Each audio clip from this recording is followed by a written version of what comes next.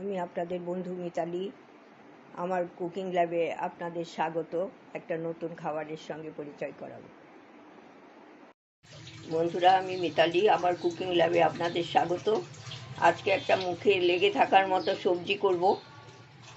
তার জন্য লাগছে আলু, বেগুন, একটু আদা বাটা লাগছে, রসুন কুচোনো, পেঁয়াজ কুচোনো, একটু টমেটো, কাঁচা লঙ্কা। এই দিয়েই তৈরি হবে। আর একটু জিরে, হলুদ, এই সব তো দেবই। তখন আমি করার সময় দেখিয়ে দেবো। বন্ধুরা, এই যে আমি বেগুনটা ভেজে তুলে নিয়েছি। তারপরে এই আলু, পেঁয়াজ, রসুন এগুলো আমি এই তেলে হালকা আছে ভাজছি।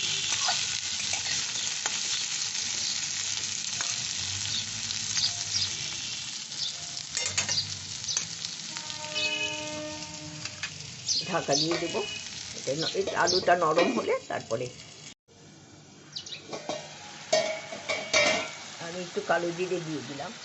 আপনারা ওই আগেও দিয়ে দিতে পারেন, তাহলে তখন দেওয়া হয়নি সেই জন্য।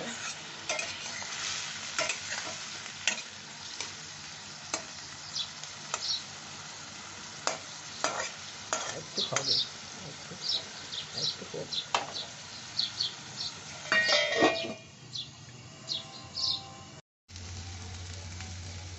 খুব সামান্য ইয়ে দিয়ে দিলাম, টমেটো দিয়েছি, কাঁচা লঙ্কা দিয়েছি। কতটা উঠেছে এটা দেখছি, অফ হয়ে গেল।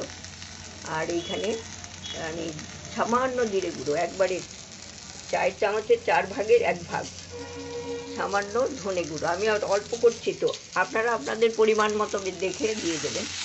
আমি কম করছি, তাই আমি খুবই কম করে দিলাম, কারণ এইটা অতটা মশলাপাতির দরকার হয় না।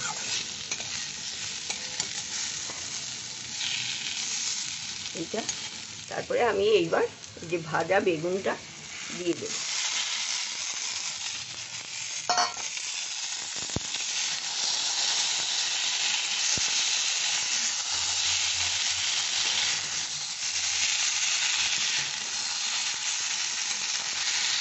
ভাজা বেগুনটা দিয়ে দিলাম। টমেটো বেশ গোটা আছে, অথচ নরমও হয়েছে, আলুও হয়েছে। আর এইটা দিয়ে দিলাম, বেগুনটা দিয়ে দিলাম। বেগুনটার মধ্যে এই মশলা সব কিছু ইয়ে হবে। যে শুকনো শুকনোই হয়, খেতে ভালো লাগে। রুটি, পরোটা, ভাতের সাথেও ভালো লাগে। ঘরে অন্য কিছু না থাকলেও একটা বেগুন, একটা আলু থাকলেও আপনি করে ফেলতে পারবেন। টমেটো থাকলে টমেটো দেবেন, না থাকলে না দেবেন, তাও ভালো লাগে খেতে।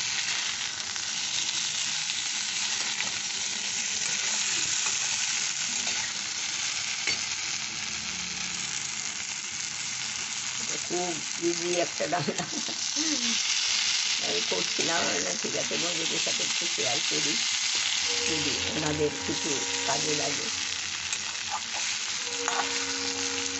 এটা আমি স্ট্যান্ডিং টাইমে, এই যে এরকম অবস্থায় আমি স্ট্যান্ডিং টাইমে রেখে দিচ্ছি। গ্যাস অফ করে দিচ্ছি।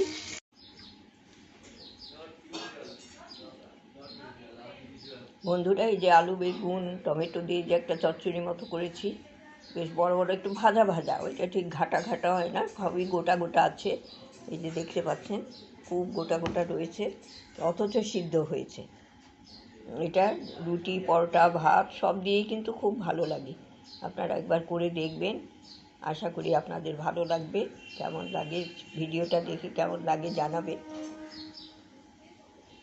ধন্যবাদ।